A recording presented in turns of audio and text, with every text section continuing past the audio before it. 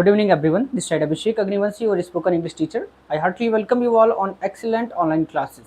My dear students, English बोलने की इस सीरीज में आज हमारा 23rd डे है, 23वां दिन है आज हमारा, और इसमें हम शुरुआत करने वाले हैं टेंसेस की, जिसमें आज हम समझेंगे प्रेजेंट एंड डेफिनिट टेंस को. But before learning present and definite tense, इससे पहले हम समझेंगे टेंस को थोड़ा, कि टेंस क्या होते हैं, टेंस के टाइप्स कितने होते हैं, इनके बारे में थोड़ा जानेंगे. उससे पहले मैं आपको बता दूं बच्चे कि हमारी क्लास पर डे 8 बजे लाइव होती थी, लेकिन नेटवर्क इशू के कारण लगभग लास्ट 1 वीक से हमारी क्लासेस बीच में रुक जाती थी, ब्लर हो जाया करता था. तो जिसके कारण क्या किया गया है कि अब जो आपकी क्लासेस होंगी बच्चे, वो रिकॉर्डेड फॉर्मेट में होंगी, बट 8 बजे ही लाइव की तरह बिल्कुल चलेंगी, बट लाइव नहीं होंगी, रहेंगी बिल्कुल लाइव ही क्लास. तो आप सभी लोग क्लास को बिल्कुल एंड तक जरूर देखेंगे. ये बिल्कुल भूल जाएंगे कि सर लाइव है या नहीं है, क्योंकि आपको कॉन्सेप्ट सीखने से मतलब है बच्चे. ठीक है, तो आपकी क्लासेस जो है इनका ड्यूरेशन 15 से 20 मिनट के बीच में होगा. क्लासेस पर डे आपको 8 बजे मिलेंगी विदाउट गेटिंग 1 मिनट लेट. एक भी मिनट लेट हुए आपकी क्लासेस 8 बजे स्टार्ट हो जाएंगी, क्योंकि अब ये रिकॉर्ड करके अपलोडेड रहेंगी, तो इसमें लेट होने का कोई चांस नहीं है. तो आप सभी लोग 8 बजे एकदम फिक्स शेड्यूल बना लीजिए कि मुझे 8 बजे क्लास लेनी है तो लेनी है. ठीक है, तो इसी सीरीज में आज 23rd डे है. प्रेजेंट एंड डेफिनिट टेंस को हम सीखेंगे, यानी इसके सेंटेंसेस को कैसे बनाते हैं इंग्लिश में वो भी सीखेंगे. साथ ही साथ इसके सेंटेंसेस को हम स्पोकन प्रैक्टिस के जरिए भी सीखेंगे, बोलते कैसे हैं. उससे पहले थोड़ा समझ लेते हैं टेंस के बारे में. टेंस क्या होते हैं? देखिए बच्चे, टेंस, इसमें जो 9 to 11th वाले बच्चे हैं, 9 to 12th वाले, आपके लिए बहुत ज़्यादा इंपॉर्टेंट होने वाला है, क्योंकि ये जो है टेंस ट्रांसलेशन का वेरी इंपॉर्टेंट पॉइंट है. जो आपका पैसेज आता है क्लास 10th में और 12th में बोर्ड एग्जाम में ट्रांसलेट करने के लिए 5 मार्क्स और 10 मार्क्स का, 10th में 5 या 4 का आता है और 12th में 10 मार्क्स का आता है या 8 का आता है. तो वो ईजिली आपका ट्रांसलेशन हो जाएगा. और इसके बाद आप चीज़ों को ग्रामेटिकली, कोई भी लिखा हुआ है, कोई भी बुक है, तो उसकी हिंदी मीनिंग को आप आसानी से निकाल पाएंगे. कुल मिला के ये समझिए कि आपको ट्रांसलेशन पोर्शन नहीं पढ़ना है, फिर इसके बाद में इंग्लिश टू इंग्लिश वाला सिलेबस जो आपका ग्रामर का होगा वो आपको पढ़ना है. तो ये बहुत ही बेनिफिशियल होने वाला है. क्लास 5th से अप लेवल के जो भी बच्चे हैं वो इस क्लास को आसानी से समझ सकते हैं. तो आप सभी लोग वीडियो के इन तक जरूर बने रहेंगे, स्किप करके बीच में जाना नहीं है. आइए समझते हैं. देखिए, टेंस को हिंदी में क्या बोलते हैं बच्चे? काल बोलते हैं. ये टेंस की शक्ल बच्चे किससे मिल रही है बताओ? किसी से मिल रही होगी ना. जैसे आप लोग देखते हैं यार इसकी शक्ल तो किसी से मिलती है, ऐसे टेंस की शक्ल टाइम से मिल रही है ना बच्चे. हाँ, टाइम से मिल रही है इसकी शक्ल. और टाइम का क्या मतलब होता था? समय होता था, राइट. तो सर क्या टेंस टाइम ही है? हाँ बच्चे, टेंस क्या है? टाइम ही है. समझ गए? तो टेंस को आप टाइम बोल सकते हो. इसका जो हिंदी मीनिंग होता है वो काल होता है. इसका मतलब सर ये समय के बारे में हमें बताता है? हाँ, जो टेंस है हमें समय के बारे में बताता है. ये 3 प्रकार के समय के बारे में बताता है. एक समय जो बीत गया, एक समय जो अभी चल रहा है, और एक समय जो आने वाले टाइम पर होगा. तो इन तीनों टाइम के बारे में, और ऐसे ही हमारे टेंस के पार्ट हो जाते हैं. अगर इसकी डेफिनेशन की बात करते हैं तो tense is a form of a verb. Tense क्या है बच्चे? क्रिया का एक रूप है. टेंस क्रिया का एक रूप है. विच टेल्स अस, जो हमें बताता है the time of an action. Tense क्रिया का एक रूप है जो हमें किसी कार्य के होने के समय को बताता है. कैसे सर? जैसे मैंने कहा कल मैंने बाजार में एक हाथी देखा, तो मैंने, ये जो वर्ब है ये बता रहा है कि मैंने पास्ट टेंस में देखा है और कल देखा है, ये काम हो चुका है. तो यही है टेंस बच्चे. अब आइए टेंस के टाइप्स को समझते हैं. अगर बात करते हैं बेसिकली टेंस के टाइप्स के, तो इसके 3 टाइप्स होते हैं. There are 3 types of tense. First अगर देखें तो होता है प्रेजेंट टेंस, सेकंड हो जाता है बच्चे पास्ट, और थर्ड होता है आपका फ्यूचर. ये आप लोग बहुत अच्छे से जानते होंगे, बट एक बार रिवीजन शॉर्ट में देख लेते हैं इसे. प्रेजेंट, पास्ट और फ्यूचर. प्रेजेंट को बोलते हैं वर्तमान काल, पास्ट को बोलते हैं भूतकाल यानी जो बीत चुका है, फ्यूचर जो भविष्य में होने वाली घटनाएं हैं. ठीक है, यानी वर्तमान काल, भूतकाल और भविष्य काल. अब बच्चे ये 3 होते हैं बेसिकली टाइप्स, लेकिन टोटल टाइप्स अगर कोई टेंस का पूछे तो 12 होते हैं. देखो क्या होता है आपका? इंडेफिनिट, कॉन्टिन्यूअस, परफेक्ट और परफेक्ट कंटिन्यूअस. राइट. इन चारों के साथ इन तीनों को हम ऐड करते हैं. जैसे मान लो प्रेजेंट इंडेफिनिट को मिलाया, प्रेजेंट इंडेफिनिट बना. प्रेजेंट कॉन्टिन्यूअस, प्रेजेंट परफेक्ट और प्रेजेंट परफेक्ट कॉन्टिन्यूअस, 4 आपके इधर बन चुके हैं। ऐसे ही पास्ट को लेते हैं, past indefinite, past continuous, past perfect and past perfect continuous, 4 आपके इधर बन चुके हैं। ऐसे ही future indefinite, future continuous, future perfect and future perfect continuous, 4 इधर बन चुके हैं। यानी टोटल जो होते हैं टाइप्स बच्चे वो हो गए आपके 12। आई होप आपको समझ में आ चुके होंगे। एक बार सभी लोग जहां पर बैठे हैं अपने मन में बोलेंगे, वहां पर मैं मैच करके बता रहा हूं। यानी present and definite, present continuous, present perfect and present perfect continuous, 4 इधर, ऐसे ही पास्ट के और ऐसे ही फ्यूचर के। तो ये है टोटल 12 टेंस। सर हम इसमें से कौन कौन से टेंस को पढ़ेंगे? बच्चे मैं बता देता हूं आपको, इसमें हम सभी को पढ़ने वाले, हाँ 12 टाइप्स को पढ़ने वाले हैं। यानी आज का जो फर्स्ट टॉपिक क्या है? प्रेजेंट एंड डेफिनिट, ये लिखा है। एक वीडियो में एक टेंस, ठीक, खत्म।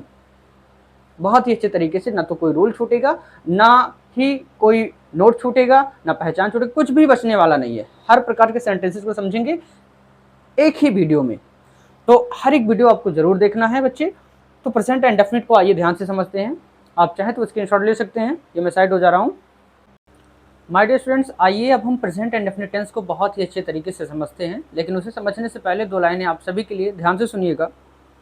जो सूर्य से टकराए ऐसा किरदार बनना है, जो सूर्य से टकराए ऐसा किरदार बनना है, हर कामयाबी का हमें हकदार बनना है। जो सूर्य से टकराए ऐसा किरदार बनना है, हर कामयाबी का हमें हकदार बनना है। इस देश की खातिर जो मरने से नहीं डरते, इस देश की खातिर जो मरने से नहीं डरते, और जो धर्म की खातिर लड़ने से नहीं डरते, उन बागियों के झुंड का हमें सरदार बनना है, उन बागियों के झुंड का हमें सरदार बनना है। आइए स्टार्ट करते हैं प्रेजेंट एंड डेफिनिट टेंस को समझना। बहुत ही ध्यान से समझिएगा। प्रेजेंट एंड डेफिनिट टेंस को हम हिंदी में बोलते हैं अनिश्चित वर्तमान काल। इसका एक दूसरा नाम भी है बच्चे, सिंपल प्रेजेंट टेंस। अगर सिंपल प्रेजेंट टेंस बोला जाएगा तो उसकी हिंदी मीनिंग होगी सामान्य वर्तमान काल। प्रेजेंट इंडेफिनिट टेंस हमें ये बताता है कि कोई एक कार्य है, ठीक है, जो प्रेजेंट टेंस में होता है, मतलब रेगुलरली वो काम होता है, रोजाना होता है। ये टेंस हमें यूनिवर्सल ट्रुथ के बारे में बताते हैं, हमें आदत प्रकट करने वाली चीज़ों के बारे में बताते हैं, और कोई ऐसा काम जो रेगुलर होता है, सामान्य से कथन के बारे में हमें बताते हैं। अब आइए समझते हैं पहचान क्या होता है, क्योंकि हम ट्रांसलेशन सीख रहे हैं। इसके हिंदी सेंटेंसेस को हम इंग्लिश में सीखकर बोलेंगे, स्पोकन करेंगे, ठीक है। देखो अब प्रेजेंट इंडेफिनिट टेंस की पहचान होती है कि इस टेंस के हिंदी वाक्यों के क्रियाओं के अंत में, यानी ये जो टेंस होता है इसके जो हिंदी सेंटेंसेस होते हैं उनकी वर्ब के लास्ट में लगा रहता है ता है, ती है, ते है या ता हूँ। फॉर एग्जाम्पल अगर मैं कहूँ मैं अंग्रेजी पढ़ाता हूँ तो ता हूँ लगा है, ठीक है। राधा खाना पकाती है तो यहाँ ती है लगा है। बच्चे स्कूल जाते हैं तो ते है लगा है, और मैं किताब पढ़ता हूँ तो ता हूँ लगा है बच्चों। इनके अलावा कुछ और आपको नहीं मिलेगा, राइट। तो सिंपली ये जो चीज़ें हैं ये पहचान के रूप में होती हैं। तो आई थिंक आप देखते ही पहचान जाओगे कि अब ये कौन सा टेंस है। हेल्पिंग वर्ब, बच्चे देखो हम हैं, हम इंसान हैं, ऐसे हर एक टेंस होता है। हम किसी के चेहरों फेस को देखकर पहचानते हैं उसे, ऐसे हम किसी के फेस को देखकर पहचानते हैं, ऐसे हम टेंस का पहचान, ये इसका चेहरा है। हमारे भी लेफ्ट और राइट हैंड होते हैं, ऐसे टेंस के भी लेफ्ट और राइट हैंड होते हैं। तो आप कह सकते हैं कि लेफ्ट हैंड आपका हेल्पिंग वर्ब हुआ, ठीक है, या राइट हैंड आपका हेल्पिंग वर्ब हुआ, यानी एक हैंड हेल्पिंग वर्ब हुआ और एक मेन वर्ब हुआ, राइट। समझिएगा, जो हेल्पिंग वर्ब होती है 2 होती है इस टेंस की, एक होता है डू, एक होता है डज। अब डू का प्रयोग करते हैं आई, वी, यू, दे और जितने भी हमारे प्लूरल सब्जेक्ट होंगे उनके साथ, और ही, शी, इट सिंगुलर सब्जेक्ट के साथ लगाते हैं डज। आई होप इतना क्लियर हो चुका होगा। सर मेन वर्ब के बारे में बताइए। बच्चे देखो मेन वर्ब को हिंदी में बोलते हैं मुख्य क्रिया, और ये भी 2 होते हैं, वर्ब की फर्स्ट फॉर्म और फिफ्थ फॉर्म। सर वर्ब की फर्स्ट फॉर्म तो आज तक सुना था, फिफ्थ फॉर्म नहीं सुना मैंने। बच्चे मैं बताता हूँ, आ जाओ नीचे। ये बताओ गो तो सुना ही होगा ना, गो, गो क्या होता है? ये B1 ही तो होता है, वर्ब की फर्स्ट फॉर्म, सबको पता होगा। अच्छा ठीक है। वेंट बताओ, वेंट क्या है? वर्ब की सेकंड फॉर्म है। तो गोन क्या हुआ? V3 हुआ। तो ये आईएनजी वाला क्या हो गया? B4, और ये B5 हो गया। आप समझ गए ना, यानी first form, second form, third form, इतना तो आपको पता था। आईएनजी वाले फॉर्म को B4 बोलते हैं, आज से याद रखना, और जिसमें हम यस या यस लगाते हैं उसे B5 बोलते हैं। इतना डाउट क्लियर हुआ? ठीक है। अब आ जाओ अफर्मेटिव के स्ट्रक्चर पर। देखो बच्चे सेंटेंस आपके 5 प्रकार के होते हैं, असर्टिव, इंट्रोगेटिव, इंपरेटिव, एक्सक्लेमेटरी और ऑप्टेटिव।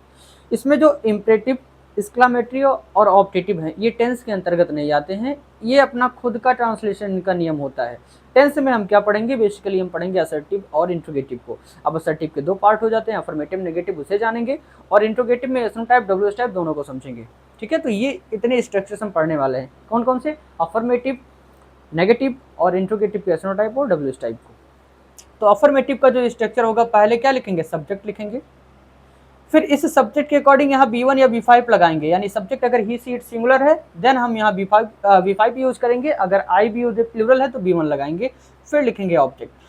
ये सब्जेक्ट क्या है सर, बच्चे सब्जेक्ट की हिंदी मीनिंग होती है कर्ता, और ये वही होता है जो सेंटेंस में कार्य को है करता, यानी जो कार्य को कर रहा है वही होता है कर्ता। अब ऑब्जेक्ट क्या होता है, ऑब्जेक्ट को हिंदी में बोलते हैं कर्म, ये जिस पर काम होता है, ठीक है, वो होता है आपका ऑब्जेक्ट। सर वो तो ठीक है, लेकिन हम इसे पहचानेंगे कैसे कि सब्जेक्ट कैसे क्या है और इस सेंटेंस में ऑब्जेक्ट क्या है, उसके लिए भी मैं लेकर आया हूं। ये देखिए नोट नंबर 1, किसी भी सेंटेंस में अगर आपको सब्जेक्ट खोजना है या ऑब्जेक्ट खोजना है तो आपको इन मंत्रों का प्रयोग करना होगा।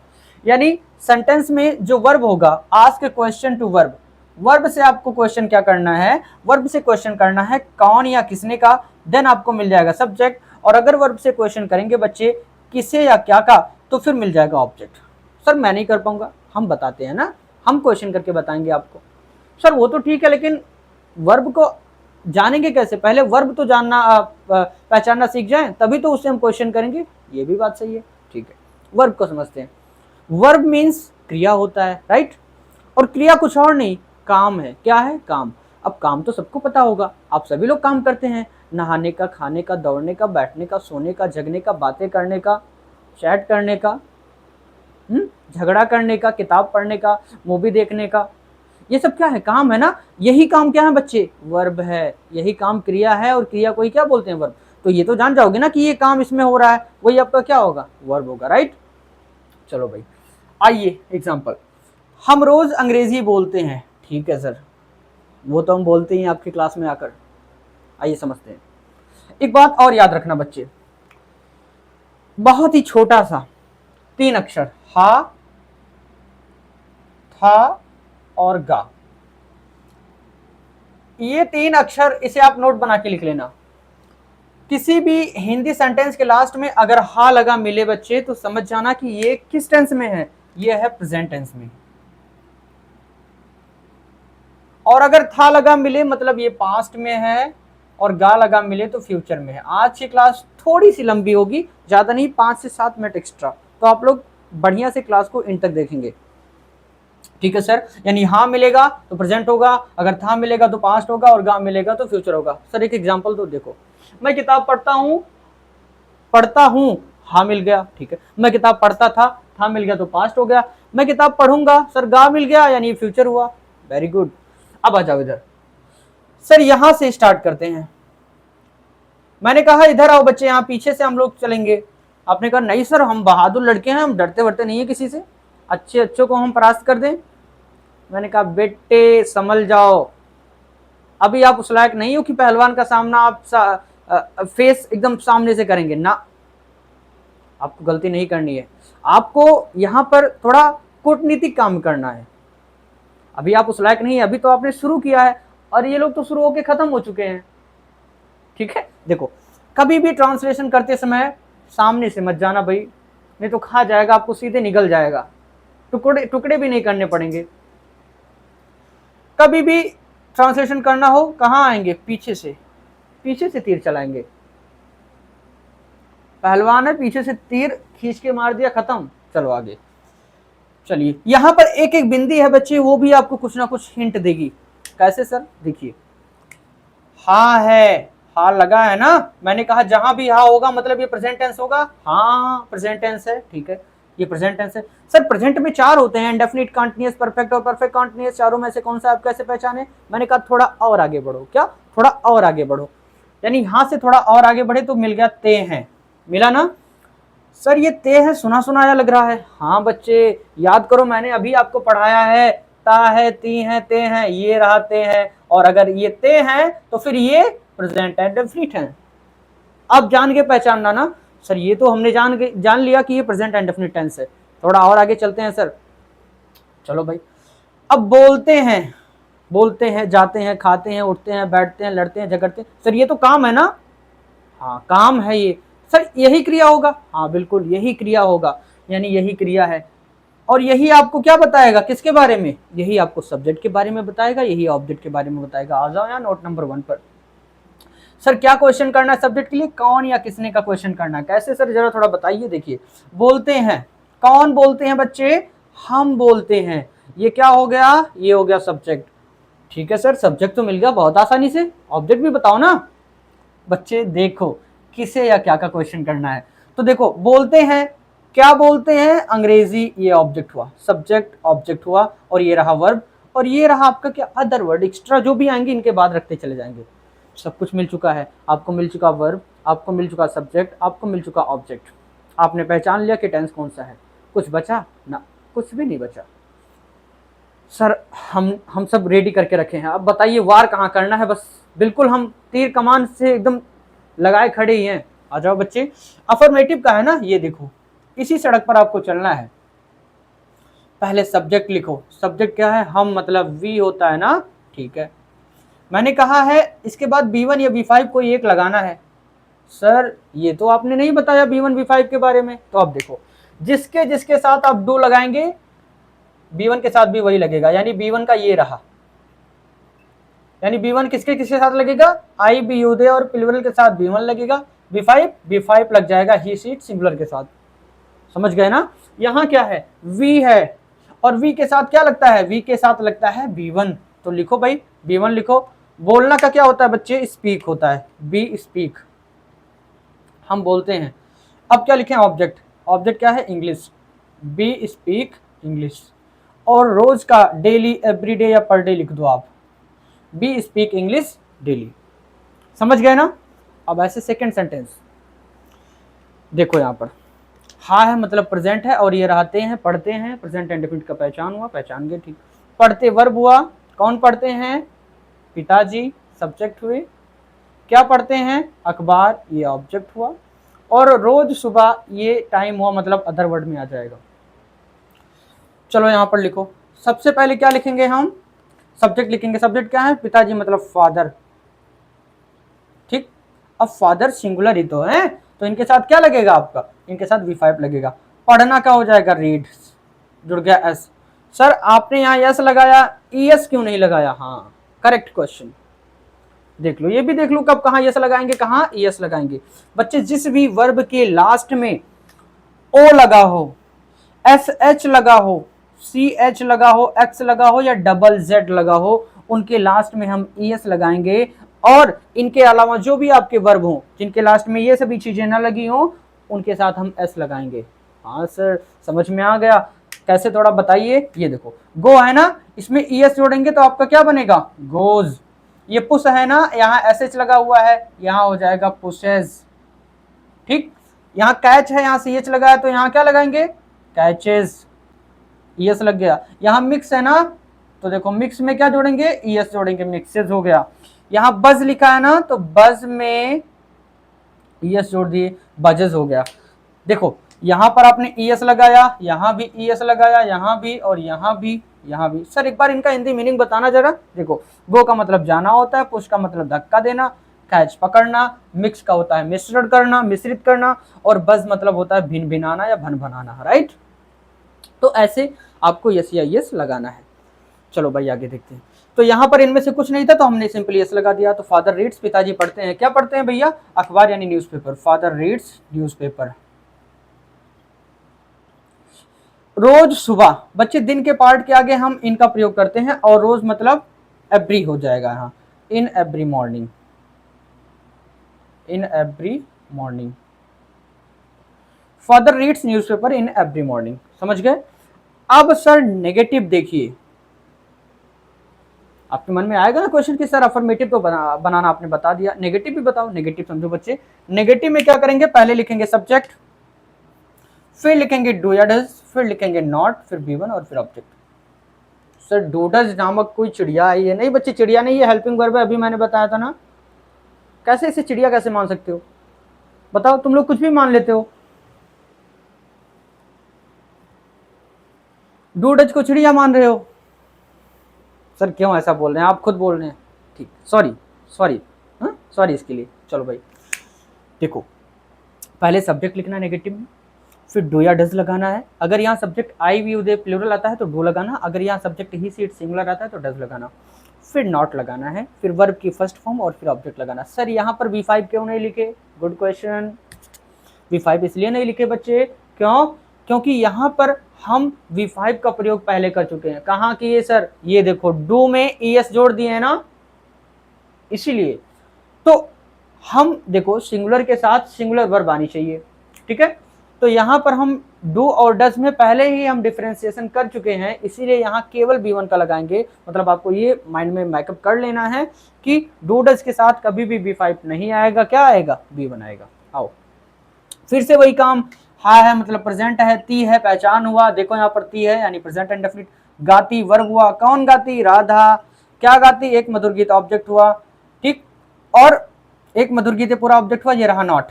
सबसे पहले क्या लिखेंगे बच्चे? सब्जेक्ट यानी राधा। राधा सिंगुलर है, डज लगाओ, फिर नॉट लगाओ। राधा डज और नॉट हो गया। फिर वर्ब की फर्स्ट फॉर्म गाना का हो जाएगा सिंग। राधा डज नॉट सिंग, राधा नहीं गाती है। क्या नहीं गाती है? आ स्वीट सॉन्ग, आ स्वीट सॉन्ग, ठीक। अभी ध्यान से समझो, अभी नोट मत करो। अब आ जाओ इंट्रोगेटिव। सर अफर्मेटिव हमारा पूरी तरीके से क्लियर हो चुका, नेगेटिव क्लियर हो चुका, इंट्रोगेटिव समझो अब बच्चे। इंट्रोगेटिव को हिंदी में बोलते हैं प्रश्न सूचक वाक्य। ये ऐसे सेंटेंसेस होते हैं जो किसी से प्रश्न पूछने का बोध करते हैं। क्या कर रहे हो तुम, यहाँ क्यों आते हो, तुम घर कब जाते हो? तो ये प्रश्न पूछने का काम हो रहा है। अब ये भी दो प्रकार के होते हैं, एक होता है यस नो टाइप, एक होता है WH टाइप। सर इंसान भी कई टाइप के होते हैं। हाँ बच्चे, इंसान भी कई टाइप के होते हैं, ऐसे ये भी हैं, ठीक है। देखो यस नो टाइप और WH type. Yes no type के बारे में थोड़ा बताइए सर। देखो यस नो टाइप की बात करें अगर इंग्लिश में, तो इसकी शुरुआत में हेल्पिंग वर्ब लगी रहेगी उस सेंटेंस के टेंस की, यानी हेल्पिंग वर्ब से शुरुआत होगा इंग्लिश में। लेकिन हिंदी में बात करेंगे तो क्या क्वेश्चन वर्ड लगा रहेगा हर हिंदी सेंटेंस में, जहां भी क्या क्वेश्चन वर्ड शुरू में लगा रहे वो यस नो टाइप का सेंटेंस होगा, राइट। सर WH टाइप के बारे में बताइए। बच्चे WH टाइप में इंग्लिश सेंटेंस में सबसे आगे क्वेश्चन वर्ड होगा, और हिंदी में पहचान क्या है कि कोई भी क्वेश्चन वर्ड बीच में होगा। सर क्या क्या क्वेश्चन वर्ड यही बीच में आ जाए तो ये हो सकता है? हाँ, अगर यही क्या जो शुरुआत में आया है यही बीच में आ जाएगा तो ये WH टाइप हो जाएगा, ठीक है। जैसे तुम क्या खाते हो, तो क्या बीच में आ गया, अब ये WH टाइप में इंक्लूड हो गया, ठीक है सर। ये तो क्लियर हो गया। सर इनका जन्म कहाँ से हुआ, नाम कैसे पड़ा, थोड़ा ये भी जान लो बच्चे। यस नो टाइप को यस नो टाइप इसलिए बोलते हैं क्योंकि इनके द्वारा किए गए क्वेश्चंस का आंसर हम यस या नो में दे सकते हैं। कैसे सर? जैसे मैं अगर पूछूं क्या तुम इंग्लिश बोलना जानते हो, do you know to speak English, आप कहेंगे यस सर आई नो, हाँ सर मैं जानता हूं। तो आप जानते थे तो आपने यस बोल दिया, अगर आप ना जानते हो तो बोल देते नो सर, है ना। तो यहां पर आपको पूरी लाइन नहीं बोलनी पड़ी, नहीं सर मैं नहीं जानता हूं ना, इतना बोलने की जरूरत नहीं पड़ा। आप सिंपली यस या नो में पूरा आंसर दे चुके हैं। लेकिन अगर मैं पूछ लूं तुमने इंग्लिश बोलना कैसे सीखा या तुम इंग्लिश बोलना कैसे सीखते हो, तब आपको बोलना पड़ेगा sir I learn English from excellent classes और अभिषेक सर टीचर्स अस इंग्लिश। अब आपको 2-3 लाइन बोलना पड़ा, तो ये यस नो टाइप में नहीं होगा। तो यस नो टाइप इसलिए इसे बोला गया क्योंकि इसके द्वारा किए गए क्वेश्चंस का आंसर हम यस या नो में पूरी तरीके से कंप्लीटली दे सकते हैं, इसलिए इसे यस नो टाइप बोलते हैं, राइट। WH टाइप का क्या मामला है सर? इसका मामला ये है बच्चे, जैसे आपके गांव में या मान सकते हो जहां ज्यादा लोग रहते हैं उन्हीं लोगों के नाम से उस गांव का नाम या उस विलेज का नाम जो भी है या उस शहर का नाम पड़ जाता है। ऐसे यहाँ है अधिकतर question word when, where, what, why, whose, which, अधिकतर जो क्वेश्चन वर्ड उनकी शुरुआत WH वर्ड से होती है, राइट, आपको पता होगा। और चूंकि इसमें ये लोग शुरुआत में ही आते हैं क्वेश्चन वर्ड, तो ज्यादातर क्वेश्चन वर्ड शुरुआत में आते हैं, जिसके कारण इसका नाम WH टाइप रख दिया गया। आई होप क्लियर हो चुका होगा। अब आते हैं हम अपने ट्रांसलेशन पर। वीडियो के अंत तक जरूर बने रहेंगे, नोबडी विल गो, कोई जाएगा नहीं। देखो सबसे पहले डू डज लिखना है यस नो टाइप में, फिर सब्जेक्ट, फिर B1, फिर ऑब्जेक्ट लिखना है, ठीक है सर। आ जाइए, हमेशा पीछे से ही आना। चलाओ ना नैनों से बाढ़ रही, और आगे क्या है, ठीक है जो भी है, चलो आओ। हाँ मतलब प्रेजेंट है, ठीक है सर। ता है, बोता है ये प्रेजेंट इंडेफिनिट हुआ सर, आप ही ने बताया है। हाँ बच्चे देखो, बोता वर्ब हुआ, कौन बोता है, किसान सब्जेक्ट, क्या बोता है, बीज ये ऑब्जेक्ट हुआ, कहाँ बोता है, खेतों में, ये आपका अदर वर्ड हुआ। चलिए सर ट्रांसलेट करें। देखो भाई, सबसे पहले आपको डूडस लिखना है इस सब्जेक्ट के अकॉर्डिंग। सब्जेक्ट क्या है, किसान मतलब फार्मर। अब बोता है मतलब एक ही फार्मर है यहाँ पर, मतलब सिंगल है वो, हाँ सिंगल है नहीं सिंगुलर है, ठीक है, सिंगल पकड़ रहे हो तुम लोग, तो फार्मर लिखो। अब ये फार्मर यहाँ पर सिंगल नहीं सिंगुलर है, तो यहाँ क्या लगाएंगे, डज लगाएंगे। डज फार्मर, सब्जेक्ट लिखा। अब वर्ब की फर्स्ट फॉर्म बोना का होता है बच्चे show, SOW। Does farmer show, क्या किसान बोता है, क्या बोता है, ऑब्जेक्ट लिखो सीड्स। एक बीज तो है नहीं, बहुत से बीज है, तो सीड्स लिखेंगे यहाँ पर। डज फार्मर सो सीड्स, क्या किसान बोता है बीज, कहाँ, खेतों में। ये में प्रीपोजिशन है, हिंदी में जिसके बाद आता है इंग्लिश में ठीक उसी के आगे जुड़ जाता है, यानी इन द फील्ड हो जाएगा, इन द फील्ड। और खेतों में है तो फील्ड्स हो जाएगा, लास्ट में question mark. Does farmer show seeds in the fields, ये आपका बन चुका है ट्रांसलेशन। डब्ल्यू टाइप देखिए बच्चे, मैंने कहा यहां से पूरा ऐसे करो और इसे कॉपी कर लो, ये लो कर लिया कॉपी, रखे कहाँ, यहां लाकर रख दो, कहाँ, ये लाकर रख दिया, यानी do does subject B1 object. अरे सर ये तो पूरा यसनो टाइप वाला नकल कर रहे हैं आप, अरे यही करना ही है। देखो ये पूरा लाके यहाँ लिख दो यसनो टाइप, और इसके आगे खाली क्वेश्चन वर्ड लगा दो, बस हो गया डब्ल्यू टाइप का स्ट्रक्चर। बहुत आसान है, वेरी इजी। आ जाओ, तुम रोज क्रिकेट कब खेलते हो, फिर से वही काम, वही काम। हा है मतलब, हा मीन्स प्रेजेंट है सर, थोड़ा और आ गया हो। ते हो पहचान हुआ प्रेजेंट इंडेफिनिट का। खेलते वर्ब हुआ, कौन खेलते, तुम, क्या खेलते, क्रिकेट ऑब्जेक्ट हुआ, और ये रहा कब क्वेश्चन वर्ड। ये बीच में गया है ना, इसे हम आगे लेकर आएंगे सबसे पहले। तो कब की मीनिंग क्या होती है बच्चे, व्हेन होती है। फिर क्या लिखेंगे, डू डज सब्जेक्ट के अकॉर्डिंग, सब्जेक्ट है तुम यानी यू, और यू के साथ लगता है डू, तो व्हेन डू यू लिखा सब्जेक्ट। वर्ब की फर्स्ट फॉर्म खेलना को होता है play, when do you play, तुम कब खेलते हो क्या, क्रिकेट, तो when do you play cricket. बच्चे किसी भी खेल के नाम से पहले दा का यूज मत करना, ठीक। अब रोज का मतलब क्या होता है, डेली, लास्ट में क्वेश्चन मार्क। इंट्रोगेटिव सेंटेंस के लास्ट में क्वेश्चन मार्क यूज करना मत भूलना। तो when do you play cricket, daily या एवरी डे या पर डे। तो मैंने आपको इस वीडियो में प्रेजेंट इंडेफिनिट टेंस के बारे में बताया, मैंने बताया कि इसकी पहचान होती है, इस टेंस के हिंदी वाक्यों के क्रियाओं के अंत में ता है, ती है, ते है शब्द लगा होता है बच्चे। हेल्पिंग वर्ब दो होती है, डू और डज। मेन वर्ब होती है B1 और B5, ठीक। अफर्मेटिव का स्ट्रक्चर होता है सब्जेक्ट प्लस B1 या B5 प्लस ऑब्जेक्ट। नेगेटिव का होता है subject plus do does plus not plus B1 plus object. और इंट्रोगेटिव केसनो टाइप का होता है do does plus subject plus B1 plus object. और डब्ल्यू टाइप का होता है question word plus do does plus subject plus B1 plus object. I hope पूरा tense clear हो चुका होगा। अगर किसी को कोई डाउट है, कोई भी कंफ्यूजन है, तो आप कमेंट बॉक्स में लिखना मत भूलना। आप सभी के कमेंट मैं बहुत ही अच्छे से पढ़ूंगा और नेक्स्ट वीडियो में इसका सॉल्यूशन आपको जरूर प्रोवाइड करूंगा। अगर कमेंट में रिप्लाई देकर उसका सॉल्यूशन मिल सकता है तो मैं आपको रिप्लाई देने का कोशिश करूंगा। आप सभी लोग इस वीडियो के बारे में कमेंट बॉक्स में जरूर बताएंगे, ठीक है, कि आपको ये क्लास कैसी लगी। तो सिंपली मैं साइड हो जा रहा हूं, आप लोग स्क्रीनशॉट ले लीजिए, टेक अ स्क्रीनशॉट।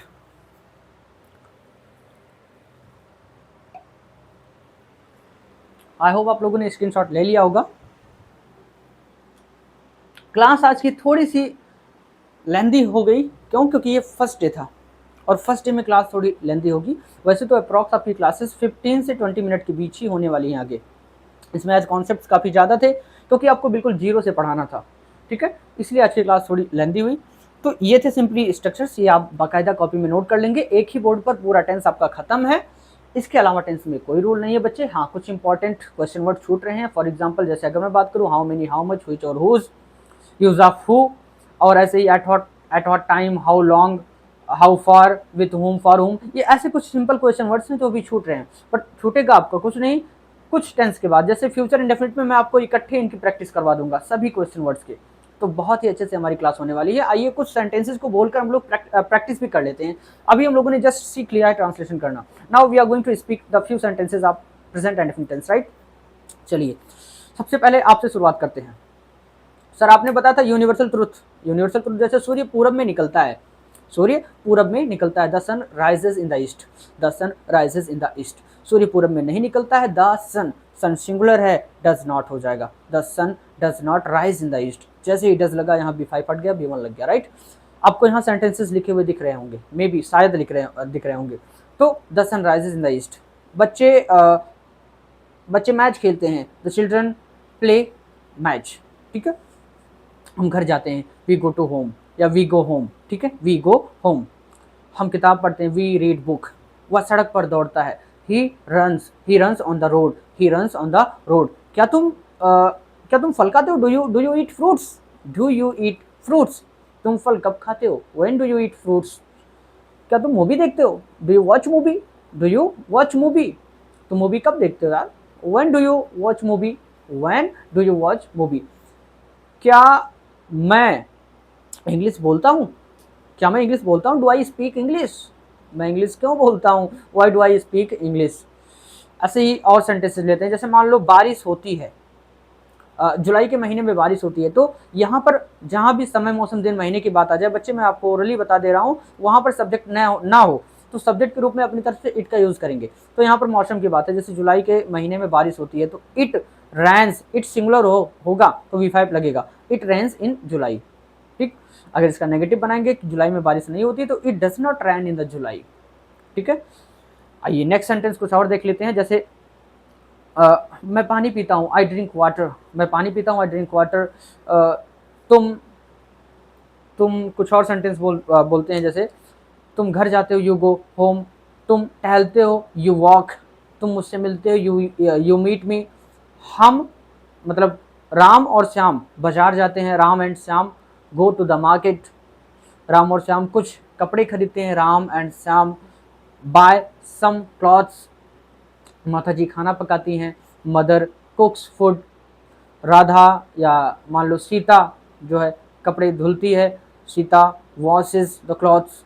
माली फूलों को तोड़ता है, the gardener pluck the flowers. माली फूलों को नहीं तोड़ता है, gardener does not pluck the flowers, ठीक है। तो ये सब कुछ सेंटेंसेस थे, आई होप आपको अच्छे से समझ में आ चुका होगा। बोर्ड पर आपको एक होमवर्क वाली सेंटेंस दिख रहे होंगे, आई थिंक 10 to 15 सेंटेंसेस होंगे that you have to translate. इसे आपको ट्रांसलेट करना है ताकि आपका जो कॉन्फिडेंस है वो और अच्छा हो जाए। तो डियर स्टूडेंट्स, इसी के साथ आज की जो क्लास है यहीं पर एंड की जाती है। Thank you so much for watching this video. We will meet in next video. Till then keep learning, keep watching and keep improving yourself. Thank you so much.